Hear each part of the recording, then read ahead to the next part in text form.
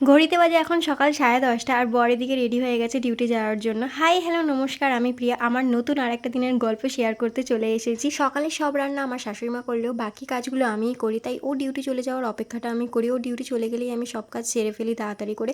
আর ওকে যতটা শরবত খেতে দিই, ও কেন জানি না তলায় এইটুকুনি ফেলে রেখে দিয়ে চলে যায় আমার জন্য। আকাশের দিকে তাকিয়ে মনে হলো হয়তো এক্ষুনি বৃষ্টি নামবে, সেই জন্য তাড়াহুড়ো করে ছাদে চলে গেলাম আগে জামা কাপড়গুলো তুলতে। আর ওর শার্টগুলোকে আমি ওইভাবে বোতাম আটকেই দিয়ে দিই যাতে আমাকে ক্লিপ ইউজ করতে না হয়। আর অনেক দিন হয়ে গেছে চুলে তেল মাখা হয় না, তাই ভাবলাম আজকে একটু চুলে তেলও মেখে নিই।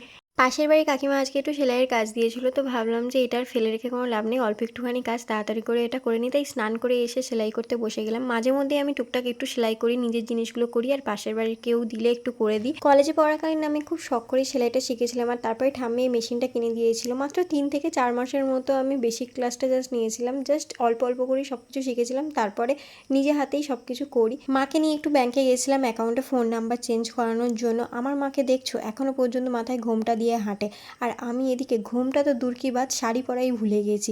আর আমার মা এখনও পর্যন্ত মাথায় ঘোমটা দিয়ে রাস্তায় হাঁটে। বাড়ি ফিরে জানতে পারলাম বাবা ঘরেই আছে, অথচ মা বাইরে থেকে তালা দিয়ে চলে গেছে। বাড়ি এসে দেখি ফ্রিজে অনেক আম আর লিচু পড়ে আছে, তাই আমগুলোকে আমি যেমন খুশি তেমন করে কেটে নিয়েছিলাম। আর লিচু খুব একটা খেতে পছন্দ করে না, তাই খুব অল্পই লিচু নিয়েছিলাম। কিন্তু তাই বলে এই নয় যে আমি আমগুলো সবই খেয়েছি, কারণ আমগুলো বেশি করে কেটে নিয়েছিলাম মা আর বাবা খাবে বলে। বিয়ের আগে মায়ের সব কাজ আমিই করে দিতাম, কারণ আমাদের যেহেতু দোকান রয়েছে, মা দোকানেই সারাদিন থাকে, তাই ঘরের কাজ করার জন্য খুব একটা হাতে সময় পায় না। ওই অল্প কিছু সময় পায় তখনই ঘরের কাজ করে। তাই যখন বাড়িতে আসি তখন মায়ের হাতে হাতে একটু কাজগুলোকে এগিয়ে দিই। এই ওয়ার্ড্রপটা কিনেছিলাম পছন্দ করে নিজের জামা কাপড় রাখবো বলে, কিন্তু বিয়ে হয়ে যাওয়ার পর এতে আর আমার একটাও জামা কাপড় নেই। ওতে সব এখন মায়ের, ভাইয়ের আর বাবারই জামা কাপড় থাকে, আমার খুব একটা আর নেই। একটা দুটো রয়েছে যেগুলো আমি যখন আসি এসে পরি। ছাদে আমাদের প্লাস্টারের কাজ কিছুটা বাকি ছিল, সেগুলোই এখন কমপ্লিট হয়ে গেল। যেহেতু বর্ষাকাল পড়বে তার আগে ভাগেই কাজটা কমপ্লিট করে নিতে হয়েছে। মা এদিকে বলছে মা নাকি ছাদ বাগান করবে, আলু পটল ঝিঙে কুমড়ো এইসব নাকি ছাদেই চাষ করবে।